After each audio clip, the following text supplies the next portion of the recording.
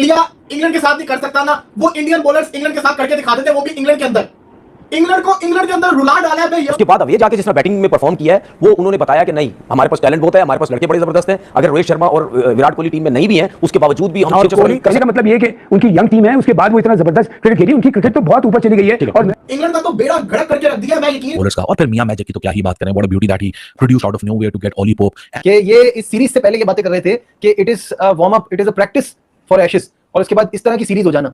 यार ये इंडिया ही कैसे कर लेता है, क्योंकि ये बहुत कंफ्यूजन है। देखो हमारी क्रिकेट को स्टार्ट हुए 1952 में, हमारी पाकिस्तान की क्रिकेट स्टार्ट हुई और 1952 में ही आई थिंक इंडिया ने भी ऑफिशियली खेलना चालू किया था। मतलब खेल तो उससे पहले से रहे थे, मगर जो इंडियन नेशनल क्रिकेट टीम थी, मैं तब की बात कर रहा हूं, इंडिया और पाकिस्तान का जो मैच था, जहां तक मुझे याद आ रही है, वैसे आप लोग मुझे बता सकते हो, लेकिन इतने सालों में कभी कोई ऐसा मैच हमने नहीं देखा है, ना इंडिया का ना ही पाकिस्तान का। देखो पाकिस्तान में तो सवाल ही पैदा नहीं होता, यहाँ पर हम मर के दोबारा पैदा हो जाए, पाकिस्तान की क्रिकेट टीम को पूरी खत्म करके दोबारा रीबिल्ड कर लें, तब भी हमें ऐसा मैच देखने को नहीं मिलता जो कि आज इंडिया ने खेल के दिखाया। इनका जो सिस्टम है वो बड़ा जबरदस्त है, ठीक है, लड़के जो है प्रॉपर तरीके से अपनी क्रिकेट पे फोकस है, मतलब यानी अपनी चीजों पे बड़ी जल्दी काम कर रहे हैं। जो भी नया लड़का आ रहा है वो टाइम दे रहा है अपनी क्रिकेट पे, सीख रहा है, बहुत जल्दी सीख रहा है। तो मुझे लगता है कि इंडियन क्रिकेट जो है वो बहुत अरसे तक चलने वाली है। इंग्लैंड को इंडिया ने कभी छोड़ दिया और ऐसा ठोका लगाया इंग्लैंड को कि मतलब आप, मैं क्या बताऊं आपको, क्या फास्ट बॉलिंग, क्या स्पिन बॉलिंग, क्या कैप्टनसी की है टीम इंडिया ने। मस्त इंडिया ने जो मारा ना इंग्लैंड को, उनके घर जाकर बिल्कुल ठीक है। तो भाई आप बच्चे लग रहे हैं 6-6 माह के, आपको शर्म नहीं आ रही? वो कल के बच्चे होकर वो आपकी तरह मार रहे हैं, और आप सीनियर एज ए प्लेयर हो गए, और वो भी अपने घर बुलवा कर उन्होंने आपकी तरह धोया जिस तरह कपड़े धो। मैं अपना बोलता हूं, मैंने 3-1 बोला था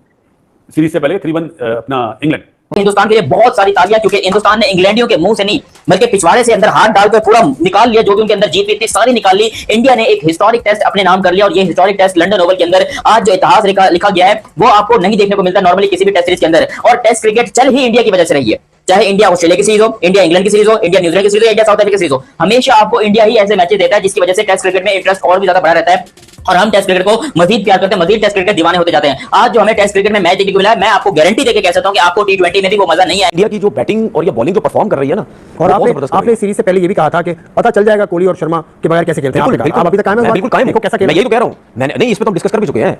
मैंने ये बोला था कि आइडिया हो जाएगा, ये पता चलेगा कि इन दोनों के बगैर क्या है। अच्छा, मतलब आपने अच्छा ही में कहा था। अब आइडिया हो गया ना कि तंज करे थे आप। तंज करे ना करे, एक चीज आइडिया होता है ना कि यार जब आपके दो सीनियर इतने बड़े प्लेयर एकदम से हटते हैं तो फिर आपकी टीम बोझ कैसा लेती है। इंडिया में पहली मरतबा हुआ ऐसा? क्या मतलब पहली मरतबा हुआ इंडिया में? टेस्ट क्रिकेट गावस्कर साहब थे, उनके बाद तेंदुलकर साहब थे, उनके बाद कोहली आए, ये तो शर्मा आए, गंगुली आए, और जब धोनी कप्तान बने थे व्हाइट बॉल के, उन्होंने सबको निकाल दिया था, सहवाग को निकाल दिया था, उन्होंने युवराज को निकाल दिया था। तो इंडिया में होता है देखिए ये जो आप बात कर रहे हो ना, ये ज्यादातर व्हाइट बॉल क्रिकेट, ज्यादातर व्हाइट बॉल की, मैंने टेस्ट मैच की बात। देखिए टेस्ट ट्रांसफॉर्मेशन बड़ा अच्छा होता है। अच्छा, टेस्ट क्रिकेट पे जरा मुश्किल होता है, और स्पेशली उस सीरीज के अंदर जो आप अवे खेलते हैं। ये तो चले अगर आप अपनी होम कंडीशन में खेल रहे थे तो वो तो समझ आती है, कोहली नहीं है, शर्मा नहीं है, तो शायद सर्वाइव कर जाएंगे लड़के, लेकिन ये अवे था। और उसके बाद अवे जाके जिसने बैटिंग में परफॉर्म किया है वो उन्होंने बताया कि नहीं हमारे पास टैलेंट बहुत है, हमारे पास लड़के बड़े जबरदस्त हैं, अगर रोहित शर्मा और विराट कोहली टीम में नहीं भी हैं उसके बावजूद भी हम कर सकते हैं। कोहली का रिकॉर्ड इतना अच्छा नहीं है, कोहली का रिकॉर्ड अच्छा नहीं है, और शर्मा बहुत कम टेस्ट मैच खेले इंग्लैंड में। कोहली को तो आप इंग्लैंड का कहते हैं, इंग्लैंड में अच्छा नहीं है, वैसे तो ओवरऑल बहुत बड़ा प्लेयर है, लेकिन इनके दो ना होने से जो इंडियन टीम परफॉर्म कर रही है इससे एक क्लियर नजर आता है, कप्तान कोच का क्रेडिट तो इससे एक चीज क्लियर नजर आती है कि इनका जो सिस्टम है वो बड़ा जबरदस्त। जय श्री महाकाल दोस्तों, भारत ने आज ऐतिहासिक जीत हासिल की है भाई। 35 रन नहीं बनाने दिए इंग्लैंड को। बहुत ही शानदार बॉलिंग की है मोहम्मद सिराज ने और प्रसिद्ध कृष्णा ने।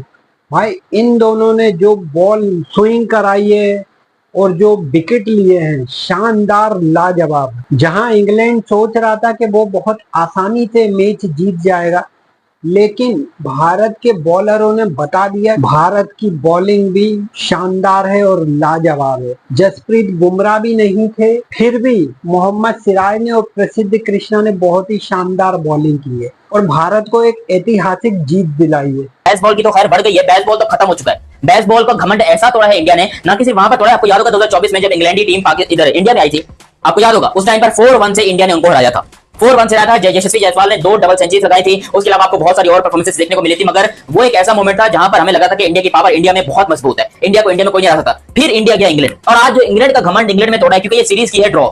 मैं नहीं चाहता था कि ये सीरीज ड्रॉ हो, एक मैच बीच में ड्रॉ हो गया था, 2 मैचेस इंग्लैंड ने जीते, 2 मैच यहां पर इंडिया ने जीते। लेकिन आपको एक बात बताऊं, जो ये मैच इंडिया ने ड्रॉ किया था वो मैच भी इंडिया का अपना था। इंडिया के मतलब इंडिया ने जिस तरीके से उस मैच के अंदर कमबैक किया था वो अनबिलीवेबल था, और इस मैच के अंदर भी जो इंडिया ने कमबैक किया है वो अनबिलीवेबल है। मेच्योरिटी, अगर आप बेन डकेट का विकेट देखो, आप कल जैक क्रॉली का विकेट देखो, well done to Shubman Gill. यार इस लड़के ने जिस तरह पहले टेस्ट मैच में कैप्टनसी की और all through and through improvement नजर आई। पहले में तो बहुत ही बुरी की थी, लेकिन बेन डकेट का विकेट और जैक क्रॉली का wicket, it was a perfect mixture of a captain and a bowler. क्या परफेक्ट सेटअप किया कल जैक क्रॉली। आप लोगों ने देखा ना कि फिर वो डिले कर रहा था आखिरी मोमेंट पे, और फिर हुआ क्या उसके बाद। शुभमन गिल ने रिएक्ट नहीं किया, मोहम्मद सिराज ने रिएक्ट नहीं किया। हुआ ये कि backward square leg, mid wicket के ऊपर, स्क्वायर लेग के ऊपर सॉरी, वो फील्डर बिल्कुल डीप पे ले गया, तो जैक क्रॉली को एक फेक सेल बिलीव दिया कि भाई अब ये तो तब गए, अब सिराज मारेगा बाउंसर और कोशिश करेगा कि भाई साहब ये पुल खेले और पुल खेल के ये स्क्वायर लेग के ऊपर कैच आउट हो जाए। लेकिन हुआ क्या, उसने स्ट्रेट यॉर्कर वन मार दी जो कि लो डिप हुई और वहां वो बोल्ड हो गया। It was a perfect mixture in the combination of a bowler and a thinking captain. ये तो कल निपट गया मामला और इंडिया वहां से उसको और मजीद एज मिल गया था कि एक विकेट और एक ऑलरेडी विकेट गिरी हुई थी तो 50 फॉर 1 हो गया। अभी जो बेन टिकट की शुरुआत हुई ना, क्या यार कमाल का सेटअप था।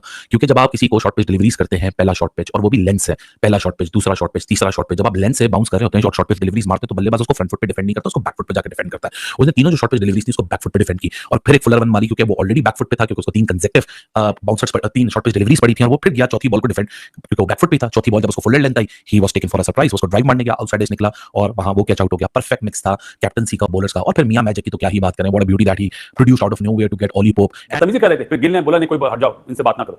तो ऐसा नहीं होता यार, अभी उसको उसके स्टार्ट हुआ है टेस्ट क्रिकेट का ना, उसका भी और गिल का भी मैं बोलूंगा, तो ऑली पॉप को या जो रूट को थोड़ा सोचना चाहिए यार कि आप अपनी बातों से आप क्या जाहिर करना चाह रहे हैं कि इतनी बड़ी ज्यादती कर रहे हैं आप किसी बच्चे के साथ, आप आपके अपने मुल्क में। अगर ये हमारे मुल्क में आते हैं और जरा से इन्हें होटलिंग कमरा अच्छा ना मिले या पानी अच्छा ना मिले, खाना अच्छा नहीं मिले, ये इतना शोर मचाते हैं, तो ये गलत चीज है। इन्हें इनका काउंटर अटैक होना चाहिए। मैच रेफरी का ये काम नहीं है ग्राउंड के अंदर जो हो रहा है, जो जाते हुए जब तक ड्रेसिंग रूम में ना पहुंच जाए वो चीज भी देखनी चाहिए जो नहीं देखते लोग। लेकिन गिल का जो रिएक्शन था ना, वो काउंटर अटैक मैच में मिल रहा है। एक अलग ही लेवल की एनर्जी, रात को पता नहीं क्या इन लोगों ने खाया है, ऐसी कौन सी एक्सरसाइज की है, ऐसा कौन सा इन्होंने वर्कआउट किया कि आज इतनी जोश, जज्बा, करिश्मा नजर आ रहा था इस पूरी बैटिंग लाइनअप में या पूरी बॉलिंग लाइनअप में। इंडिया की पूरी 11 के अंदर एक अजीब ही लेवल का कॉन्फिडेंस नजर आ रहा था कि भाई तुम आओ तो सही स्टेडियम में तुम्हें चीर के फाड़ देंगे। जब आज सुबह ग्राउंड के ऊपर उतरे इंडिया वाले तो सिर्फ और सिर्फ 35 रन रह गए थे इंग्लैंड को जीतने के लिए, और 35 रन आपको पता है कि एक विकेट के ऊपर भी बड़ी आसानी से बन जाते हैं। लेकिन जिस तरह का करिश्मा हमें देखने को मिला इंडियन बॉलिंग लाइनअप की तरफ से, चाहे वो मोहम्मद हो चाहे वो कृष्णा हो, दोनों ने मिलकर शानदार किस्म की यहां पर भाई बॉलिंग की है और ऐसी खतरनाक तबाह पेस वाली बॉलिंग की है कि मैं अभी तक वो मेरे दिमाग में विजुअलाइज कर रहा हूं कि ये हुआ कैसे, ये पॉसिबल कैसे हो सकता है कि 4 विकेट आपके हाथ में और 35 रन आपने डिफेंड कर लिए। मोहम्मद सिराज विलन बनते बनते हीरो बन गए। वो इसलिए क्योंकि मोहम्मद सिराज ही थे जिन्होंने हैरी ब्रूक का केज छोड़ा था, और जब हैरी ब्रूक का केज छोड़ा था तो हैरी ब्रूक मात्र 13 रन पर थे। उसके बाद उन्होंने जो तूफानी शतक लगाया है और इंग्लैंड को एक तरफा जीत दिलाने की तरफ ले गए थे, लेकिन मोहम्मद सिराज ने और प्रसिद्ध कृष्णा ने भारत की वापसी कराई और दोनों ने मिलकर बहुत ही शानदार बॉलिंग की है और भारत को जीत दिलाई है। जो रूट ने भी अपना शतक पूरा किया, लेकिन जो रूट भी इंग्लैंड को जीत नहीं दिला पाए। भारत के गेंदबाजों के सामने इंग्लैंड के बैट्समैनों की एक भी नहीं चली। भाई इंग्लैंड की तरफ से 2 शतक जरूर लगे हैं, लेकिन हैरी ब्रूक और जो रूट इंग्लैंड को जीत नहीं दिला पाए। भारत ने जो ऐतिहासिक जीत हासिल की है ना, उसके बाद तो भाई पाक मीडिया इतना बौखलाया हुआ है और भारत की इतनी तारीफ करने में लगा है और भारत को बता रहा है कि यार भारत के जैसी टीम तो कोई भी टीम नहीं है, क्योंकि भारत की टीम ने जो कारनामा किया है,